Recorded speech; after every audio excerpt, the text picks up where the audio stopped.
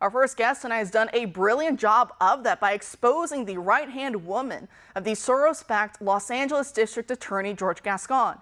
She writes, quote, LA County Assistant DA Diana Teran, who oversaw George Gascón's efforts to prosecute law enforcement officers instead of criminals and to release thousands of felons from prison early, was arrested Saturday on 11 felony charges related to the unauthorized use of data from confidential, statutorily protected peace officer files. Like many alleged felons in LA County, Teran was out on bail less than an hour after her arrest. Unlike many alleged felons in LA County, the Diana Teran scandal has the potential to topple the county's power structure or to put a severe dent in it, end quote. Joining us now to discuss is the author of that explosive piece, Jennifer Van Laar, the managing editor for Red State. Jennifer, thanks for being back tonight. Always.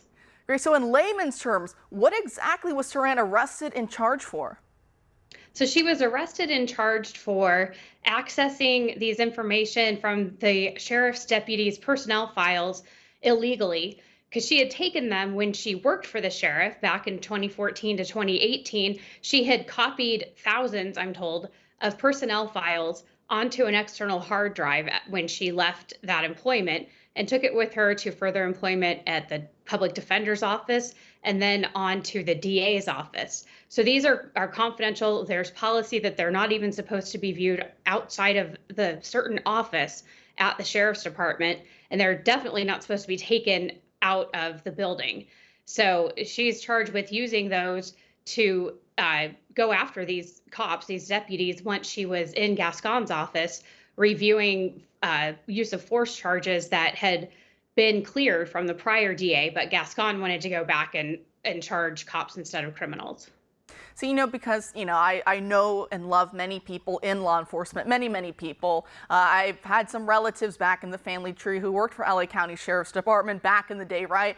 So this kind of hits home for me as well. And as you're talking about, one of the things that she's alleged to have done in helping and aiding Gascón is by, like you were talking about in your article, at least allegedly, hiding, putting away, doing whatever to get rid of exculpatory evidence against officers who were accused of all sorts of things. So could you explain some of that for us? Because to me, I know there's a lot of explosive parts of your article, but for me, that was one of the main ones that was like an alarm bell in my head, like ding, ding, ding. So can you talk about some of what you've discovered in your investigative work here?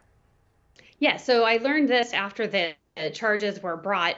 And, a lot of us, even I have a lot of relatives in law enforcement myself, and we want the good apples to be protected and the bad apples to be rooted out. So I don't have a problem necessarily with personnel files if people really have done something that they shouldn't have done, of that being public. But what was happening here was when she worked for the sheriff, Teran was hiding exculpatory evidence when an officer was maybe accused of beating an inmate or use of force in a stop or something like that, so that these people would be terminated or disciplined without cause when there was exculpatory evidence that people knew about, and she would bury it or put it in the file after the investigation. So what you have now is these files that we can't even vouch for the veracity of what's in them because of this flawed purpose or this flawed investigation. And we have a retired LASD lieutenant who testified, well, he wrote on his Facebook, I guess that's testifying, that he had reviewed 12 cases before he retired in 2019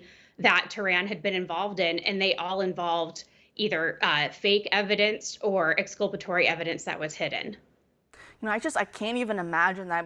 We already know the poisonous atmosphere, right, that has been created in a lot of law enforcement departments. And I can't imagine that, when your hands are tied, and criminals, they get everything these days. And then you do one little thing and then the criminal can complain about you, and you can say, hey, talk to your sergeant and say, hey, the criminal's saying I did X, Y, Z. That's not what happened. Here's, the whole context. But then if you got Teran in the mix, allegedly, again, we have to keep stressing that part, but allegedly hiding some of the exculpatory evidence, how are you going to prove? How are you going to prove that? Right. And that, I think, is so scary, again, given this political climate where a cop sneezes wrong and looks at a criminal wrong, and he could be brought up on all sorts of charges. So were some of these deputies charged? In any cases, like you also mentioned in the article, anything that they were working on, was some of their work then also tainted by allegations made against them that they couldn't even defend themselves from?